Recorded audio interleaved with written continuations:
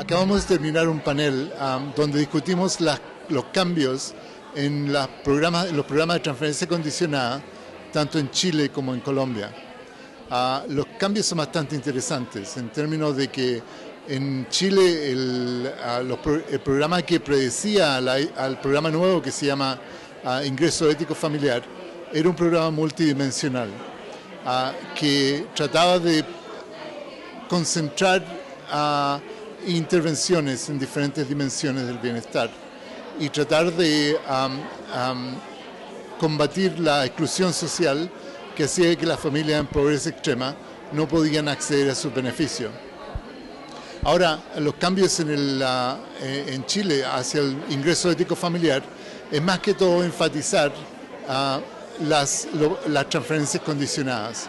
Entonces hay transferencias condicionadas que van a la familia, hay transferencias condicionadas que recibe la familia en términos del número de niños en la familia, y hay también transferencias condicionadas que se refieren a la inclusión laboral de las mujeres. En el caso de Colombia, los cambios son mucho más evolutivos, en el sentido de que se trata de aumentar la cobertura de los programas, tanto hacia las familias en extrema pobreza que están fuera de Familias en Acción, como también a los sectores que no están en Familias en Acción, pero que tienen un alto grado de vulnerabilidad. En ese caso, los cambios más que todo se refieren al nivel de transferencias y a la expansión del programa. Es muy interesante para mí, y lo he estudiado hace bastante tiempo, en términos de las instituciones de protección social en la región. Si podemos retomar los 1980-1990, las instituciones de protección social en la región eran altamente truncadas, es decir, trabajadores en sectores formales podían percibir beneficios a través del seguro social. Hacían contribuciones a fondos de pensiones, hacían contribuciones a fondos de seguro de salud. Pero la mayoría de la población que no trabajaban en sectores formales tenía muy poca protección, casi nada. Y el cambio desde el 2000 en adelante es la introducción y la expansión de programas de transferencias condicionadas que se dirigen principalmente a ese grupos de extrema pobreza, grupos de alta vulnerabilidad en el mercado de trabajo, grupos que trabajan o perciben sus ingresos del sector informal. Entonces, por un lado, hay una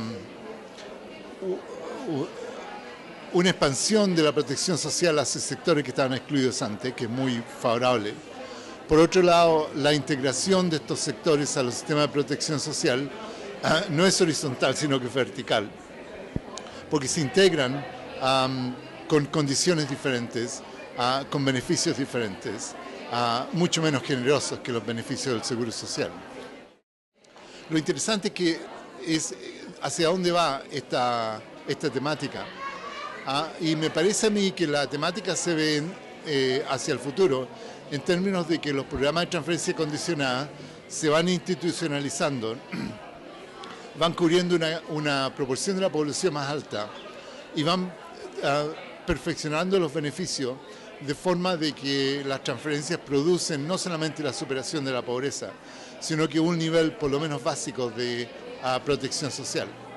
Ahora, la pregunta si es más hacia el futuro, ¿qué va a pasar con estos dos niveles? En el fondo, la mayoría de los programas de la mayoría de los países en América Latina van a terminar con dos regímenes: un régimen de seguro social para los sectores formales y un régimen de protección básica o asistencia social para los sectores informales y más pobres.